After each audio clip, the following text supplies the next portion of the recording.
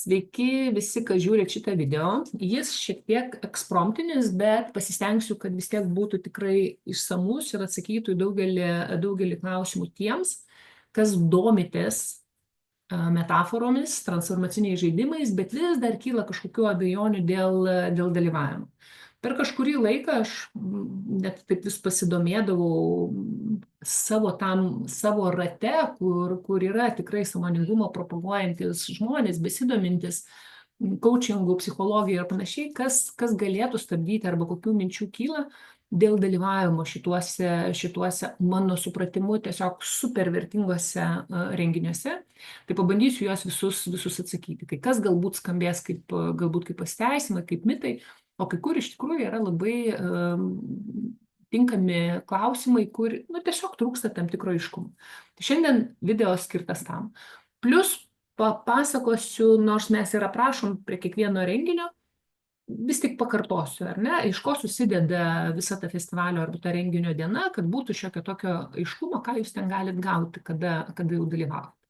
Tai prieš pradedant trumpai prisistatysiu, kas aš tokia, tai aš labiausiai save pristatau kaip mokymų trenerė, lektorė, bet šiaip esu coachingo specialistė, coachingo, NLP ir enneagramos trenerė ir verslo mokymų trenerė, reiškia, galim ruošiu specialistus, kurie galėtų tą veiklą užsiimti. Ir kita tokia turi didžiulę savo šiuo metu meilę ir didžiulį fokusą, tai yra metaforinis kortas ir viskas, kas susijęs su juo. Apjungus abu šitos keletą šitų dalykų ir metaforas, ir coachingą, ir tuos sąmoningus žmonės norinčius tobulėti, natūralu, kad atsiranda tam tikrų renginių, kaip mokymai, kaip coachingo stovyklos ir žinoma transformacinių žaidimų ir metaforų festivaliai. Tai visa tai man labai labai aktualu, netgi įdomumo dėlei, net ir šiandien prieš pradėdama, ar ne, tokia darydama praktiką su kito kurso dalyvėmis, panaudojau house korteles, tai net apie festivalį galvodama, šiandien tokia įsitraukiau kortelę, ją galbūt, nežinau, jei kažkur spėsiu ar sugalvosiu plačiau, pakomentuosiu, galbūt kas jau naudojat korteles, jums irgi jinai kažką tokio sakys.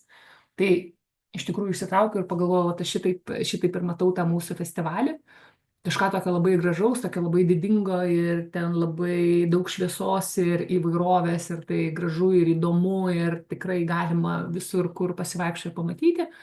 Bet netgi kuo toliau taip žiūrėjau tą kortelę, jeigu ten spėjot kas nors užfiksuoti, lyg ir trūksta žmonių, lyg ir trūksta kažkokios tokios dar papildomai gyvybės, šviesos daug, bet kažkuom yra gąsdinančio tokio dalyko, dėl ko čia užsukti, užeiti ir kas už to slypi, kas ten vyksta. Tai kažkaip taip ir pagalvojau, kad žmonėm gali būti, kad ir į tą transformacinių žaidimų festivalį, atrodo taip gražiai kalbame ir ten toks, tiesiog toks fantastinis šiaip renginys, yra vis tiek žmonėm, kaip sakau, kažkokių baimių į jį užsukti. Žodžiu, pabandau atidaryti vartus, kad tikrai esat kiekvienas kviečiamas ten išbandyti ir patirti, kam kiek norėsis. Ar ten giliai, ar mažiau giliai ir panašiai.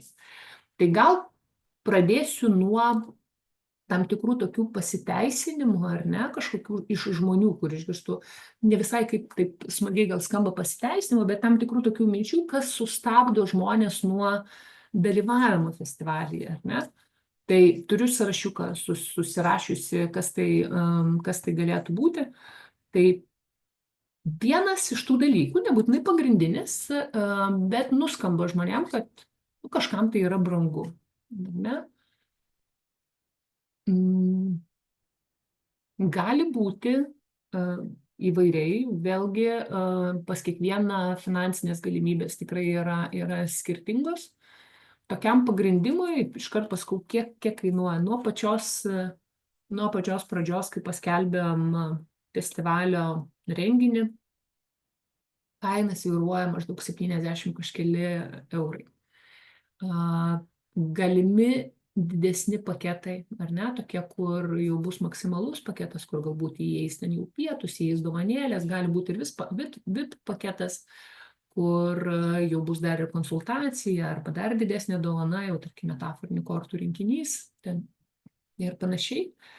Bet esmė tai tokia, kad iš esmės bent minimalus paketas, kur jūs galit patirti pilnavertiškai visą tą naudą be kažkokių tų galbūt ten šalutinių dar naudų, bet tą pagrindą, pačias praktikas, pradirbti, prabendrauti su mentoriais, pradirbti visą savus procesus, atsakyti į klausimus ir sudalyvauti trijose praktikose, tai galima padaryti už 70 eurų. Visa diena, dažniausiai tai yra maždaug apie 10 mentorių dalyvauja su organizatoriais, bet kuo 12 mūsų ir 14 būna įvairiai. Tai yra graži vieta, kur jūs renkatės. Visą dieną jums yra dėmesys į jūsų visus klausimus, asmeninis atsakymas. Tai aš skirčiau tokią sumą, ją galbūt galima kažkur atsidėti, pasiorganizuoti, pasigalvoti, kaip tuos 70 su viršum eurų vis tik tai atrasti. Tai dėl pačios kainos man galbūt tada jau kiltų daugiau klausimas apie kažkokius prioritetų reikalus, ar ne? Ir aš ten suprantu, kada jeigu, ar išleisti ant papildomo, nežinau, kas nors kitos pramogos, ar pravalgyti, kaip sakom, ar vis tik suinvestuoti į save, į savo tokį gerą pojūtį. Va čia kiekvienam galbūt tada atsakymas. Noriu tiesiog nuraminti, kas galbūt įsivaizduojat, kad ta kaina didžiulė. Ne, jinai pradžioje būna praktiškai nuo 70 kažkelių eurų. Kitas būna pasakymas, kad galbūt vieta nelabai tinkama, ar ne, kad toliau kažkur gyvenu. Tai aš aišku, arba tie, kurie yra jau tikrai mylėtojai metaforinių fortų ir festivalių, mėgsta dalyvauti ir tai nesvarbu vienam ar kitam mieste, bet mes organizuojam kaip tik, kad taip apimti bent jau kažkokius tokius didesnius miestus, kad iš įvairių pusių būtų galima privažiuoti. Tai per metus darom 3 kartus renginius šituos ir jie būna Vilniuje, Kaune ir Klaipėdoje. Tai tikrai, jeigu nėra galimybių labai smarkiai judėti iš vieno Lietuvos krašto į kitą, verta pasižiūrėti, kur jums yra tinkamesnis ir būtent tai datai pasiorganizuoti, kad kuris būtų artimesnis atvykimas. Kada darom, ypač aš galbūt tokį kaip pavyzdį duodu, kada darom Palangoj, tai visiems rekomenduoju, kas esat ypač kokie nors Vilniečiai ar Kauniečiai ar kažkur labiau nutolę, pasidaryti platesnį savaitgalį. Pasiorganizuokit, kad tai išvyka nebūtų tik atvažiuoti tik į renginį. Labai verta pasidaryti dieną prieš, turėti vakarą, turėti tos dienos vakarą, turėti galbūt ir rytoj tokį pilną savaitgalį dėl savęs pasiorganizuoti. Kokių jūs ten papildomų pramogų, gal susitikimų su draugais ar pažįstamais, ar tiesiog eisit pasivaikščioti prie jūros, ar Vilniaus senamiestį ir panašiai, čia jau tas kitas klausimas. Tai žodžiu, Lietuvoje iš esmės šiaip ko gero tas galėtų būti klausimas, ar iš vis yra tų tolimų vietų, kada mes galim per kelias valandas pervažiuoti visą Lietuvą. Tai irgi verta pagalvoti arba pasirinkti tiesiog, kuri vieta jums būtų ta tinkamesnė. Prie to paties matau, kad jis pagal eiliškumą ten nebūtinai prie šito prieina, kažkam ir data netinka, ne? Tai mes jau kiek tas įmanoma skelbiam maždaug ten prieš keletą mėnesių, tiesiog praktiškai pasibaigus vienam renginiui, užkart skelbiam kitą datą. Visus žmonės mokau šito dalyko, kaip galėtų būti planuojamas laikas. Tai galvom, žiūrėsiu, matysiu, ar ne, dar nežinau, kai kurie beje žmonės netgi sako, dar nežinau, ką darysiu už tiek laiko, ar ne, po tiek mėnesių ir panašiai. Labai didelis pasiūlymas visiems yra ir patarimas. Pradėti planuoti laiką. Nes kitu atveju, kaip sakau, kiti suplanuoja už mus, kažkokios situacijos mums atsitinka.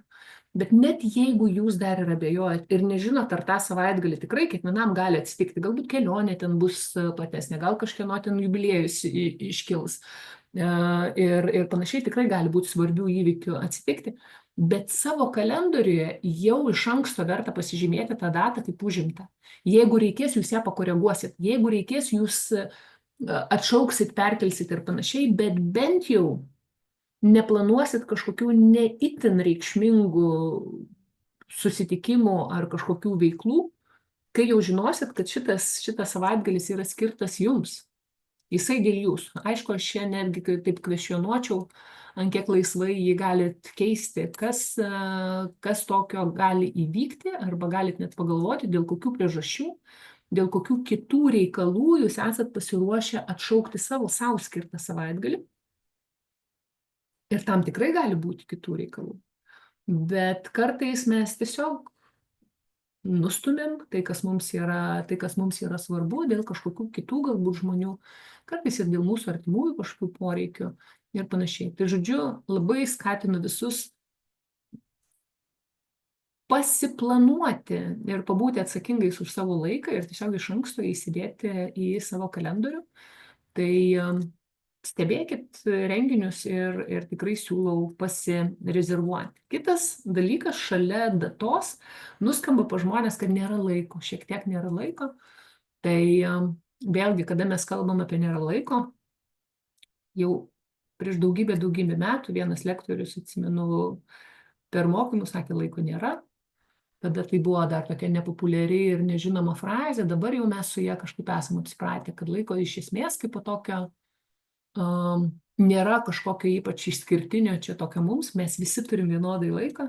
Klausimas tik tai, kaip mes jį išpildom. Ir mes visą laiką, į kiekvieną savo valandą mes ten sudedam prioritetus. Ir per šitą momentą aš galėjau eiti, galėjau tiesiog pavalgyti, pažaisti žaidimukus, galiu įrašyti video, galiu išeiti pasportuoti. Tai tiesiog yra prioriteto reikalas, ką aš tuo metu nusprendžiu daryti.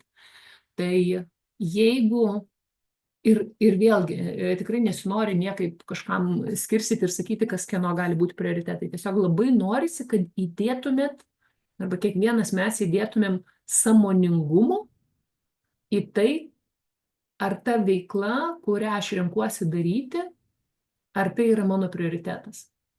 Tai tiesiog pasigalvoti ir net pripažinti, ir iš tikrųjų daugam aš net pilnai suprantu, kad kažkam transformacinių žaidimų festivalis tikrai nėra prioritetas, lyginant su kažkoks savaitgalis su šeima, ar ne, ir panašiai. Bet jeigu jūs galit pasiplanuoti savaitgalį su šeima, pavyzdžiui, kitą savaitgalį, arba jūs galit pasiplanuoti savaitgalį su šeima, reiškia net nuo penktadienio vakaro, ar ne, ir paskui kažką galbūt, vaikams padaryti atrakciją, kurie irgi yra užsiėmę kažkur šeštadienio dieną, ir paskui su jais leisti ir visą sekmadienį, apturėti visą savaitgalį, kur tam tikrą tarpą šeštadienio dieną jūs pabūnat ir atskirai. Tai irgi galima apjungti keletą prioritetų į vieną krūvą, į vieną savaitgalį, ar ne? Tai mes tiesiog turim pasiplanuoti, ar tikrai ta veikla yra prioritetas mums. Jeigu jūs savo atsakot, kad taip, kita veikla man prioritetas, tada labai faina ir labai gerai. Tiesiog verta pasižiūrėti, ar aš kartais savų prioritetų neaukoju dėl kitų žmonių prioritetų. Jeigu ne, mes darom tai, ką mėgstam. Visi turim skirtingų poreikių, visi turim skirtingų pomėgių ir panašiai. Aš nedalyvauju daugybėj renginių, dėl to, kad nors jie man galbūt irgi įdomus ir faini, ir kažkada norėsiu juose sudalyvauti, bet suprantu, kad aš kažkokius kitus prioritetus dėliojuosi. Tai labai linkiu ir jums atrasti tos prioritetus. Jeigu jūs klausote šito video, gali būti, kad ten jau knieti jums šitą festivalį pasidaryti, įsidėti bent karts nuo karto, bent kartą metuose į prioritetų sąrašą. Kad aš noriu bent vienam festivalyje sudalyvauti, išbandyti, kas tai yra. Kitas, su kuriuo negaliu pasiginčyti irgi iš tos pačios galbūt prioritetų temos, kažkam tai yra neaktualu. Pas kažką net nuskamba žodis, kad net neįdomu. Tai ir čia irgi pilnai suprantama, neturi kiekvienam rūpėti ar coachingas, ar metaforas, ar iš vis mokymai, ar tas pats sąmoningumai. Ta prasme, žmonės labai labai skirtingi ir viskas su to fainai. Bet, aš taip sakyčiau, jeigu, kas mane galbūt labiau stebina, arba į ką aš netgi kreipiuosi šiandien toksai labiau, pagal tai, kiek žmonių perka netgi metaforinės korteles, pagal tai, kiek matau, kad žmonės bendrauja, koks yra net prenumeratorių pas mane, kad ir naujienlaiškiams gauti žmonių skaičius, tūkstančiais. Visiems šitiem žmonėm, ko gero ir jums, metaforos yra aktualu. Yra įdomu, kaip jas panaudoti, kaip dar kitaip kažkaip save pamatyti, situaciją pamatyti, kaip galbūt pagelbėti žmonėms pamatyti situaciją kitaip, kitų kampų kažkokiu, ar ne? Reiškia tai įdomu. Reiškia tai aktualu šiuo metu galbūt mano gyvenime. Labai suprantama, kad būna kažkoks kada, arba, net pasakykime, jeigu kažkoks iškilo klausimas ir jeigu aš galvoju arba ieškausi galbūt psichologo ar coachingo specialistų, pas ką galėčiau nueiti pasikonsultuoti, reiškia, man jau aktualu paieška kažkokio kitokio sprendimo, kurio man nepavyksta dabar taip lengvai, paprastai to savo tokiu įprastu mąstymu arba įprastu veikimu išspręsti, surasti sprendimą. Reiškia, man reikia naujų įžvalgų, man reikia naujų minčių, man reikia kažkokio kito pamatymo. Reiškia, ar tai bus metaforos, ar tai bus mentoriai, ar tai bus kažkokios kitokios praktikos, kurios gali padėti pamatyti situaciją naujai, tai reiškia, jos man yra įdomios. Kam neįdomu, va čia šiandien visiems, kam kalbu, tikėtina, jūs net nežiūrit šito video. Jeigu žiūrit, bent kartą sudalyvaukit festivalį. Pamatysit, kokios praktikos, kokios kortelės, kokie mentoriai, kokie žmonės, kokie klausimai jums padeda labiausiai išjudėti iš kažkokio sąstingio. Surasti, išsispręsti kažkokius klausimus. Nebūtinai tas klausimas bus ten super duper išspręstas visiškai, bet jūs padarysit pirmuosius žingsnius, pamatysit bent pačią problematiką, kurią galima toliau jau spręsti su kažkuo. Galbūt atrasit naują metodiką, jeigu pats esat galbūt lektorius ir esat mentorius ar coachingo specialistas, ar personalo specialistas, ar psichologas, ar pedagogas, kas bebūtų. Tikrai atrasit savo kažko. Kažkas, žmonės girdžiu, kad pasako, du būna momentai, kad lyg atrodo, kad bet ar ten bus pakankamai gylio, nes vis tik yra, aš paskui kai prieisiu prie viso grafiko, jau jūs daugiau viso renginio ar ne etapo kažkokiu labiau suprasit, bet per patį renginį mes sudalyvavom 3 praktikose. Ir kartais iš tikrųjų net mūsų tokiam viešinime ar papasakojame yra tokio nuskamba, kad galėsit pasibandyti, ar ne, galėsit išbandyti keletą žaidimų. Ir tada atrodo, tai ką reiškia tik išbandysiu, tik tokiam paviršiui paliesiu ir ten kažko neįsispręsiu. Tai kaip sakau, vienų žmonės šiek tiek šitai taip glumina, nes nori gylio, o kiti tuo tarpu, kaip sakau, gal čia man kažkaip per gilu, aš nenoriu ten tiek giliai lysti, gal ten kažką man iškapstys, su kuo galbūt nesusitvarkysiu ir panašiai. Tai ko gero jie abu šitos klausimus netgi noriu atsakyti prie kiekvieno stalo, prie kiekvienos tos praktikos, kurią atlieka, ar tai būtų meistriškumo dirbtuvės, ar tai būtų transformacinis žaidimas, yra profesionalus mentorius, kuris atidirbęs savo šitą praktiką, jų pačių įvairiausių, kažkur jūs ten aktyviau, kažkur jūs ten su humoru, kažkur su papildomom metodikom, tokiom kaip konsteliacijos ar panašiai, jūs padirbėsit įvairiom, bet ten žmonės žino, ką daro ir jie jums padės tame gylyje, kuriame jūs norit būti. Tai ten nėra jokios prievartos, tiem, kurie šiek tiek prisibijo, prievartos nėra. Jeigu jūs pasakysit, kad šiek tiek nenorit šituo dalintis, ar ne, ir reikia jums tiesiog pačiam pabūti, jums vedlys ir mentorių žaidimo, jis jums užduos klausimų, jisai jums duos variantą, apie ką pamastyti, galbūt nukreips, bet jūs galit su savim padirbėti. Jeigu jūs norit dalintis ir galbūt netgi gauti grupės patarimų, jūs jų irgi gausit. Dėl gylio, tiesiog ką esu pastebėjus, kiekvienas priklausomai nuo to, kiek jis yra pasiruošęs ir kiek jisai nori įeiti, jis tiek ir įeina.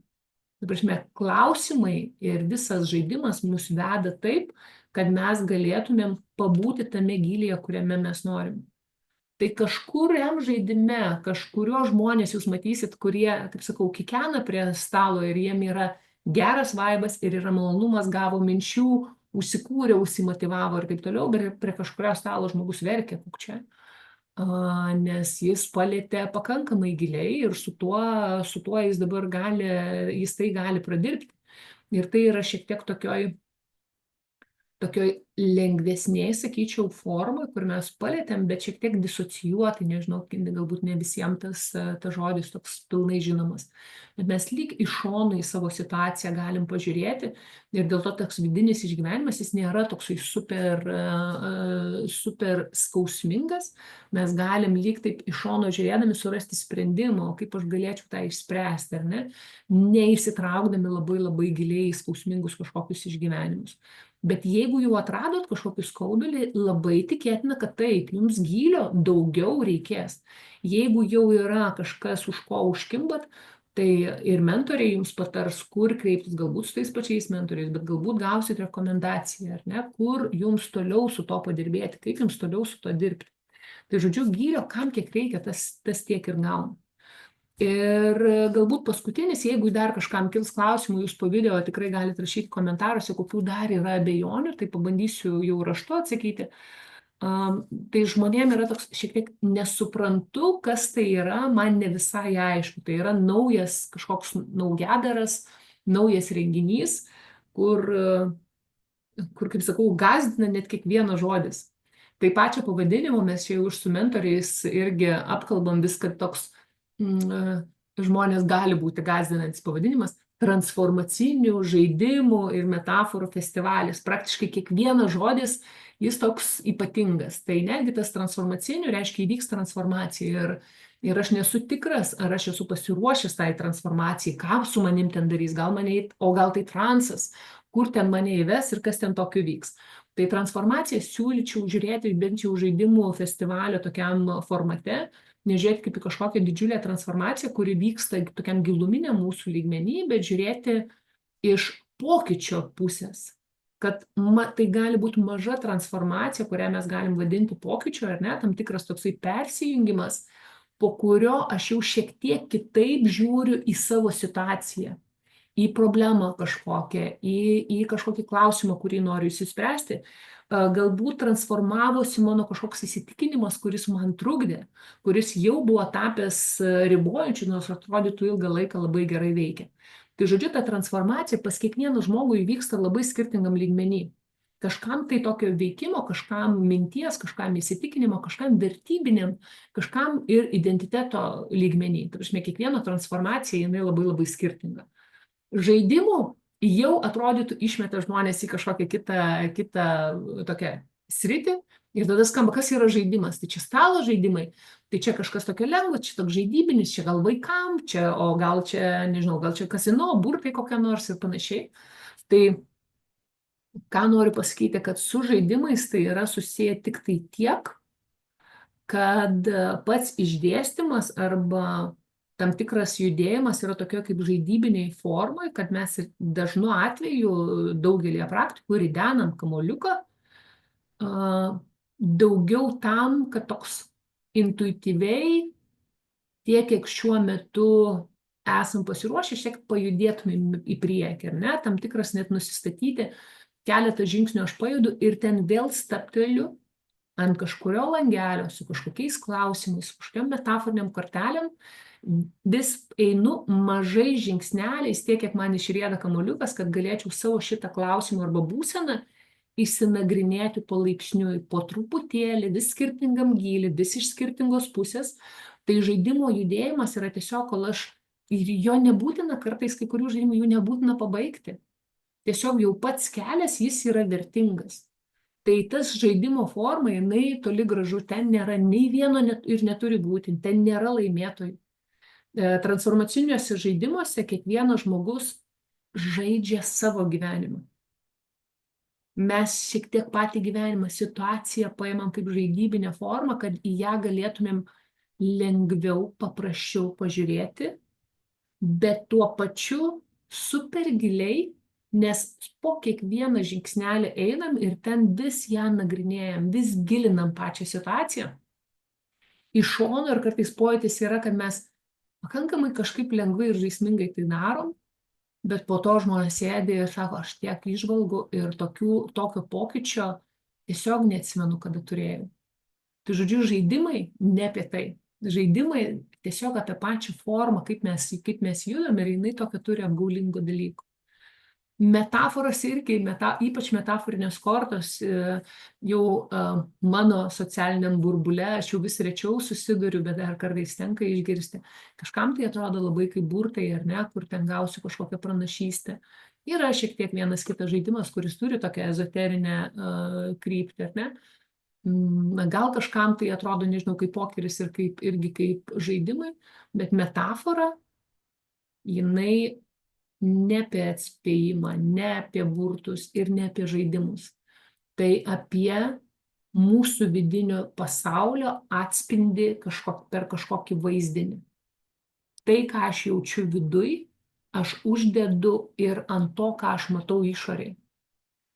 Mes savo nuomonę, savo matymą, savo baimę, savo visas projekcijas mes dedam ant kitų žmonių, ant tam tikrų situacijų, ant tam tikrų kitų žmonių poelgių, ant daugybės dalykų. Tai kur kas saugiau ir paprasčiau ir vertingiau yra tą požiūrį uždėti ant kažkokios metaforinės kortelės, ant kažkokios metaforos, su kuria mes galim pasidėti ir pradirbti šitą situaciją. Pragalvoti, ką čia aš noriu pakeisti, kokių veiksmų čia reikia imtis, kad kortelė būtų patrauklesnė ir tada pagalvoti, o kaip tai gali atsispindėti mano realybėje. Tai žodžiu, metafora iš esmės tai yra mūsų atspindys. Kad tai yra kortelės formai, sakyčiau, tai yra tik tai dėl patogumo. Bet realiai, kur jūs be pasidairysit, mums viskas yra metafora. Tiesiog, ką be pažiūrėčiau, matau langą priešai save, langas yra metafora per kažkas, per ką aš matau, kur atsiveria pasaulis, kur aš esu uždarytas. Labai priklausys, ar langas yra švarus ar nešvarus, ar jis atidarytas ar uždarytas, ar jis su užuolda, ar jis be užuoldas. Taip kaip aš matau pasaulį, taip kaip aš jį noriu matyti, atverti langą, ką tai reiškia. Tai žodžiu, per metaforą mes galim labai aiškiai suprasti savo mąstymo šablonus. Kaip aš mąstau, kaip aš priimu pasaulį, kaip aš darau sprendimus ir panašiai. Ir netgi paskutinis žodis festivalis, jis irgi yra toks kažkoks labai daugeliui keistas galbūt ir netgi šiek tiek gąsdinantis, kad kažkoks taip kaip daugmaž kaip muzikos festivalis, kaip kažkoks bus veiksmas, gal ne toks slengas tūsas, ar ne? Tai ne. Tai tiesiog festivalis daugiau iš tos pozicijos, kad iš labai skirtingų sričių, kartais ir iš skirtingų šalių, skirtingų kažkokių sferų, ten gali būti ir piniginė prasme, ir santykių prasme, ir vaikystės prasme, iš tokių skirtingų temų, gali būti žaidimai įvairūs, gali būti mentoriai, vedliai įvairūs, kurie suvažiuoja ir parodo, toks, sakyčiau, netgi daugiau netgi ne paroda, ar ne, toks savęs parodymas, pristatymas ir naujovių, ir patirčių su galimybė išbandyti. Tai yra festivalis, man jisai bent jau asocijuoja su to, kad tai yra pakankamai didelė gausa, ką aš ten galiu patirti. Reiškia ir skirtingus mentorius, skirtingus žaidimus, skirtingus gylius, kada visi galima apsijungti ir tame sąveikauti, neišvengiant ir to smagumo, kuris iš tikrųjų irgi ten lydi per visą šitą mūsų renginį. Kada yra fainai, kada yra pabendravimo, kada yra labai įvairių žmonės ir viskas ten yra fantastiškai. Tai iš šitų žodžių kažkoks atsiranda žmonėm kartais toks gąsdinantis dalykas, bet turit atvykti ir tai patirti, turit sužinoti, kas tai yra. Tai iš panuogastavimų pas mane tiek informacijos yra tokios suplaukusios, kaip ir minėjau, jeigu jums kyla dar daugiau kažkokių tokių klausimų ar abejonių, tai rašykit komentaruose, aš vis pasižiūrėsiu ir ten pabandysiu atsakyti. Ir kaip ir minėjau, dabar noriu dar tiesiog tokį taip trumpai paaiškinti, va tiem, kas galbūt pagalvojat, kad galiu, esu pasiruošęs užsiregistruoti ir pabandyti, sudalyvauti, tai noriu taip trumpai pristatyti, kaip atrodo ta visa diena, ko jūs galite ten tikėtis ir kas ten tokio yra. Tai, žodžiu, mes pradedam paprastai 10 valandą jau pilnai startuojam, tai jau žmonių laukiam maždaug 9:30, toks pakankamai standartinis laikas, dėl to drąsiai kalbu, nors galbūt žiūrėsite ir po kelių metų šitą video. Tai žodžiu, startuojam 10 valandą ir užbaigiam 18 valandą kažkur. Bet ne, tai reiškia, mes turim 8 valandas, pilna diena yra tik tai jums skirta. Kiekvienas renginys prasideda arba susideda, galbūt pradžiai pasakysiu, iš tokių 3 etapų. Gali kartais skirtis, kartais gali būti ir 2 etapai, bet paprastai mes turim tokį standartą, kad tai yra iš 3 etapų padarytas. Ir kiekvienas etapas, kiekvienam etapui yra skiriama 2–2,5 valandos, per kurį kiekvienas dalyvis gali pasirinkti vis kitą žaidimą, vis kitą praktiką arba meistriškumo dirbtuves, kur jis nori sudalyvauti. Tai žodžiu, atvykus į renginį nuo tos 10 valandos, pirmasis dalykas, kas vyksta, tai jūs pamatysit įėję keletą stalų, jų gali skirtis, gali būti 4, gali būti 5, gali būti 8, ar ne? Priklausomai nuo to, kiek dalyvių, priklausomai nuo to, kiek mes turime mentorių, koks yra tuo metu poreikis, bet bent jau keletas stalų bus paruošti ir išdėliotos kortelės, kurios ten bus naudojamos, išdėliota žaidybiniai visi elementai, kurie ten bus naudojami. Prie jų jūs pamatysit mentorius, vedlius, kurie ves šitą žaidimą. Reiškia, jūs galite prieiti, juos pakalbinti, paklausti, apie ką šitas žaidimas bus ir panašiai. Ne, tai reiškia toksai tas pažintinis, bet tuo pačiu jūs kiekvienas gauna tam tikrą grafiką, kas per 1, per 2 ir per 3 etapą, kokie bus mentoriai, kokie bus žaidimai ir apie ką. Negana to, jūs jau aišku ten galite pradėti žiūrinėtis, kuris jūs labiausiai domina. Negana to, prieš kiekvieną etapą mes pakviečiam būtent to etapo vedančiuosius, kad jie dar kartą trumpai prisistatytų ir jums pristatytų ir jūs pakviestų prie savo stalo, paaiškintų, kuriems žmonėms, su kokiais klausimais, su kokiais poreikiais yra vertingiausia ateiti prie jų stalo. Tai reiškia, jūs pasiklausot, jeigu jums tai tinka, ar ne, ir dar jeigu prieš tai jūs buvot neapsisprendę ir ten pagal tą sąrašą, ar ne, jūs galite išklausyti ir jums tiesiog tinka, galbūt pats mentorius jums kažkuris yra mielesnis, kažkuris ne. Tam tikra energetika gali skirtis, ar ne, tematika gali skirtis. Jūs prisėdat prie šito stalo. Prie kiekvieno stalo paprastai būna nuo 4 iki kokių 7 žmonių, dalyvių ir plus mentorius, kuris visą tą žaidimą veda. Tai kai jau atsisėdat prie stalo, jūsų reikalas ir jūsų darbas yra tik tai įsitraukti į procesą. Jūs paskatins mentorius pagalvoti apie jūsų klausimą, jisai papasakos apie visą eigą. Jūs neturit nieko žinoti, jums nereikia nieko ten mokėti, ar ne, kad ar aš mokėsiu žaisti tą žaidimą, ar aš ten protingai atsakysiu kažkaip pasirodyti ir taip toliau. Ten darbas vyksta nors ir grupiai, bet tai yra jūsų asmeninis darbas su jūsų asmeninė užklausa.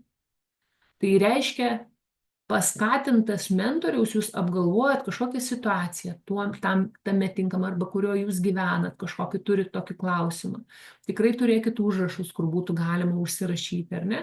Ir tada prasideda procesas, jums pasakys, galbūt jūs pasirinksit kažkokias priemonės, kada jums paridenti kamuoliuką, apie kokį klausimą vertėtų pagalvoti. Jeigu jums kažkas neaišku, ar ne, ir ten net nežinot, galbūt jūs nesat matę tų metaforinių kortų ir jūs išsitraukėt tą kortelę, bet nežinot, ką čia dabar su tuo daryti, jums žaidimo vedlys, jisai paaiškins, į ką atkreipti dėmesį, užduos klausimų, užduos patarimo, duos galbūt netgi kažkokią praktiką, kaip jūs galėtumėt giliau išjausti šitą visą procesą.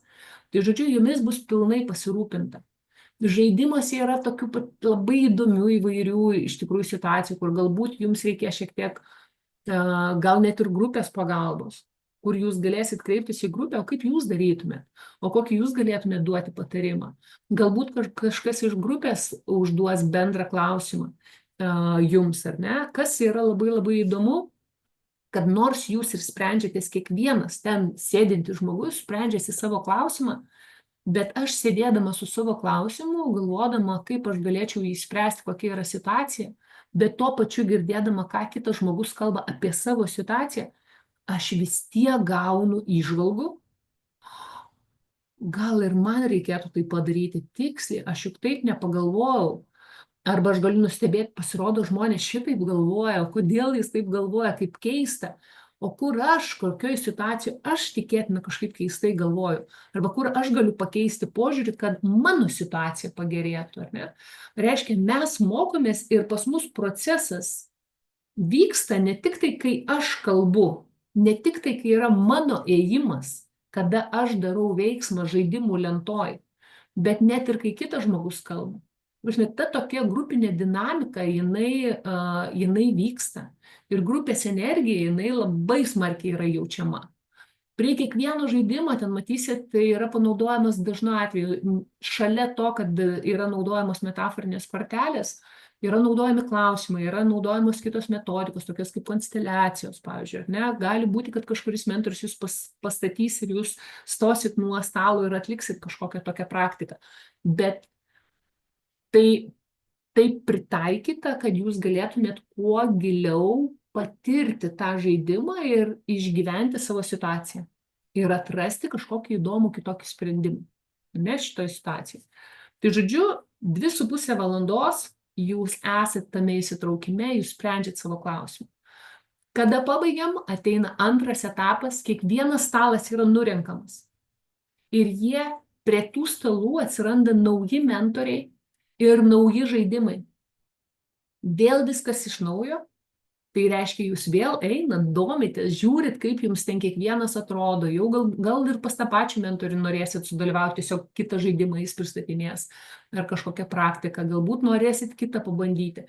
Jūs jau vėl galite apžiūrėti ir vėl prieš antrą etapą mentoriai prisistato ir jūs vėl galite ateiti. Vėl vyksta tas pats. Tik jau jūs galite, pavyzdžiui, dirbti su kitu klausimu. Jei gali būti, kai kurie žmonės dirba su tuo pačiu klausimu, jeigu jis yra tikrai probleminis, reiškia, čia kur kalbėjau, kad gylio gali pritrūkti, iš tikrųjų visiškai neįmanoma, kad jo pritrūktų, nes jeigu mano klausimas yra labai labai gilus, tai gali būti, kad aš su juo dirbsiu visas 8 valandas. Tai nežinau, kokia sesija ir kokia praktika gali būti dar gilesnė.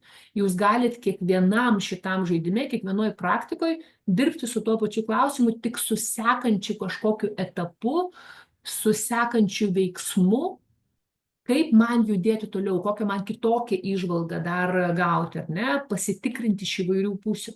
Tai žodžiu, jūs savo klausimą galite ten taip išvartyti iš visų pusių, kad ten tiesiog viskas bus išspręsta neįmanomai giliai. Arba gali turėti ir keletą, jūs gali turėti 3 klausimus. Ir kiekvienoj praktikoje, kiekvienam žaidime išspręsti kažkokį kitą klausimą. Tai reiškia, antram etape jūs vėl dirbat, arba tęsėt pirmosios klausimą, arba turit naują kažkokį klausimą. Ir tada turim 3 etapą, kada vėl viskas vyksta taip pat, vėl pasikeičia stalai, pasikeičia mentoriai ir vėl jie padaro pristatymą. Tarpe yra kavos pertraukėlės, tarpe yra pietus, ar ne, kad jūs turėtumėt šiek tiek laiko pailsėti. Per pertraukėlės, aišku, kadangi jau čia sakiau, kad aš esu tą metaforinį kortų tokia, net nežinau jau kaip pavadinti, maniakė galbūt netgi, ir suprantu, kad ten vis pajuokaudama, sakau, susirenka ir labai daug ten tų priklausomybininkų nuo metaforinių kortelių. Tai jūs per tą laiką tikrai galite išbandyti korteles ir pridėlioti įvairių praktikų su klausimais, kaip jūs dar papildomai, jeigu jums kažkaip trūksta, kaip jūs dar papildomai galite panaudoti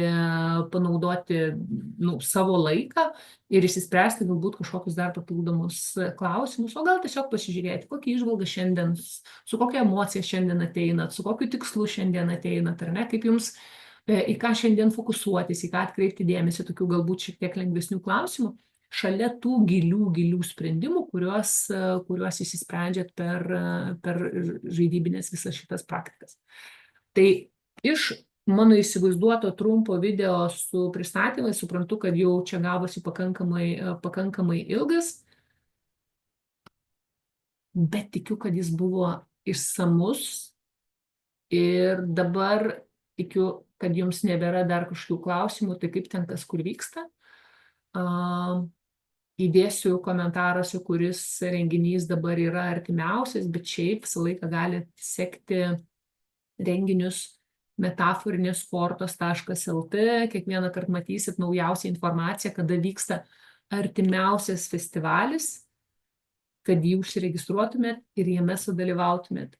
Kaip minėjau, jeigu kyla klausimų, jeigu dar yra kažkas neatsakyta ir norit kažkoką, kaip dar galėčiau papildyti, rašykit, pasistengsiu atsakyti. Jeigu jūs esat mentoriai, kurie turit žaidimą kažkokią, ar ne, vedat žaidimus, irgi susisiekit. Visą laiką įdomu ir žmonėms, ir mus, tam tikrai įvairovė, ar ne, visą laiką pakeisti, įvesti kažkokį naują žaidimą, vis išbandyti. Aš kaip sakau, kartais netgi tie patys žaidimai, pavyzdžiui, yra toks, kad Lietuvoje vienas populiariausių Lilo žaidimas, bet lyg ir tas pats, ta pati praktika, tas pats žaidimas, bet priklausomai nuo to, kas veda, priklausomai nuo to, kokie žmonės susirinko, priklausomai nuo to, su kokiais klausimais atėjo, jis visą laiką kitaip atrodo, jis visą laiką kitą naudą atneša dar. Tai žodžiu, netgi jeigu ateinat ir matot, kad galbūt jau jūs ten kažkurio žaidimus esat pabandę, su kitu klausimu jis jums bus kitoks. Tai žodžiu, drąsiai eikit pas savo mėgstamus mentorius arba pas tuos, kurios norit išbandyti, su kuriais norit pabendrauti. Ir net jeigu tas pats žaidimas, tikėtina, kad jūs, net netikėtina, 100% jūs gausit tuo metu jums reikalingiausius atsakymus. Tai galvoju dabar greitai, kas dar čia tokio galėtų, ką dar tokio vertingo galėčiau pasakyti, bet tikėtina visą svarbiausią informaciją pasakiau. Labai noriu su visais jumis, kam aktualu, susimatyti, nes kuo daugiau žmonių susirenka, tuo smagiau, nors irgi, kaip sakau, kartais būna tas toks kamerinis, ten iki 30, 40, 30 žmonių. Tas kamerinis suėjimas, jis irgi labai, labai toksai fainas, bet kada yra ir daugiau žmonių, mes daugiau patirčių pamatom, mes daugiau pamatom, kaip skirtingai žmonės reaguoja, su kokiais skirtingom užklausom yra, kaip skirtingai sprendžia kažkokius reikalus. Ir iš to gaunam labai, kiekvienas savo gaunam labai daug įžvalgų. Net ar tai būtų geros ar blogos reakcijos, bet ten visą laiką būna pagalvoti, kodėl kokia charakterio savybė, kodėl mane trigerina, kodėl kažkuri patinka, ką tai sako apie mane, ar ne, kiek aš tai naudoju savo gyvenime, kiek man gyvenime tai padeda, kiek man tai trukdo. Žodžiu, kiekvienas žmogus, mūsų sutiktas, mums padeda, jeigu mes tik norim, mums padeda šiek tiek paaugti ir kažką tokio dar spalvingesnio, įdomesnio įnešti į savo gyvenimą. Tai linkiu visiems spalvingo, ramaus, bet spalvingo gyvenimo ir susitinkam mūsų su Lilija Dolgopolova organizuojamam jau kelintą, o tikėtina jau ten jis tęsiasi kažkelioliktą ir keliasdešimtą transformacinių žaidimų ir metaforų festivalį. Iki susimatymo. Gražios dienos visiems.